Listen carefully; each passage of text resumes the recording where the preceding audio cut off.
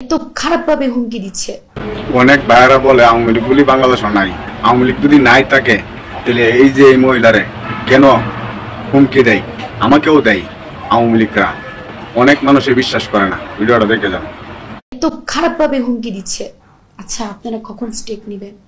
যখন আমরা মরে যাব, আমি মরে যাব, ফ্যামিলি মরে যাবে, আয়েশা লাশ পেয়ে রাষ্ট্রীয় শোক ঘোষণা করবেন? গোপালগঞ্জে যখন ওদেরকে মারধর করলো, আটকানো হলো, পুরো বাংলাদেশ নেমে গেছে, অথচ আমার কি মরে গেল আমার নামে কেউ মিছিল নিয়ে বের হবে না? আমাকে যেভাবে হুমকি ধামকি, আমাকে তো হুমকি ধামকি 4-5 মাস ধরে দিচ্ছে আইডিতে, আমার অনেক প্রমাণ আছে, আমি আপনাকে কয়টা দেখাবো।